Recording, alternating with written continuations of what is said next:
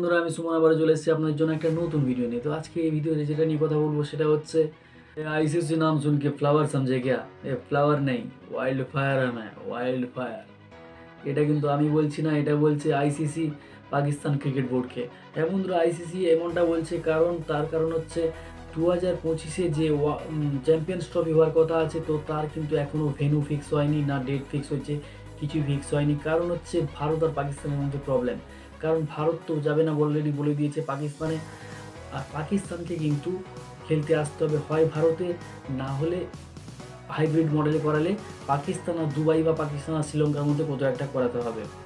কিন্তু পাকিস্তান এতে রাজি হচ্ছে না, কিন্তু আইসিসি সাফ জানিয়ে দিয়েছে ভাই তোমাদেরকেই আসতে হবে। দরকার পড়লে তোমরা ছেড়ে দিতে পারো, তোমরা হোস্ট না করতে পারো, কোনো সমস্যা নেই। কিন্তু পাকিস্তান যদি ছেড়ে দেয় তাহলে তাদের লস হবে 600 কোটি টাকা, যেখান থেকে পাকিস্তান টিম পুরো কাঙ্গাল হয়ে যাবে। যদি তারা হোস্ট করে তারা কিন্তু আইসিসির কাছ থেকে প্রায় পাবে 600 কোটি টাকা,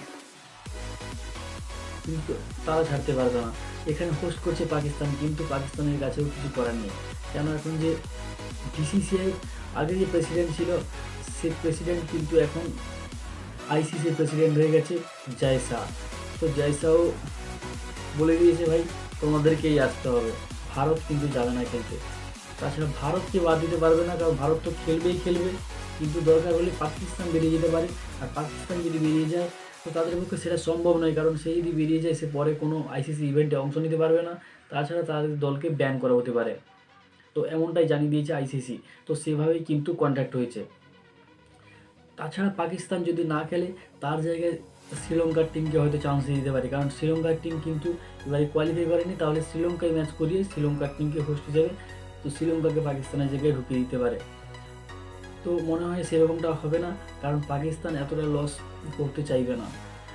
তাছাড়া যেটা হচ্ছে ভারত কিন্তু সেই হাইব্রিড মডেলেই খেলবে, তাছাড়া পাকিস্তানে তো যাবে না।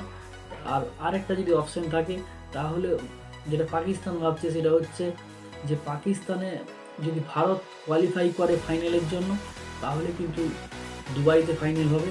না হলে কিন্তু যদি ভারত কোয়ালিফাই না করে তাহলে কিন্তু ফাইনাল হবে লাহোরে, এরকমটা ভাবছে। তো এখন দেখার বিষয় হচ্ছে যে পাকিস্তান কোন অপশানটা চুজ করে, কারণ একটাই তো ফিক্স আছে যে ভারত খেলছে, এটা নিয়ে কোনো ডাউট নেই।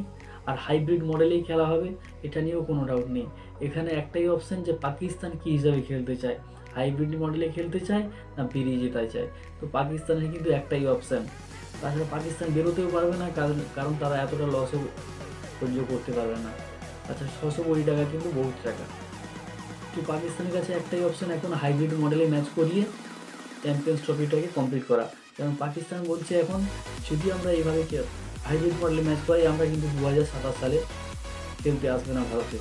তো ভাই কিছু করার নেই, তোমাদেরকে আসতে হবে, এমনটা সরাসরি জানিয়ে দিয়েছে আইসিসি। তোমাদের হাতে কিছুই নেই এখন, যেটা বলবো সেটাই করতে হবে। তো আপনাদের কী মনে হয় যে কীভাবে চ্যাম্পিয়ন্স ট্রফি হবে?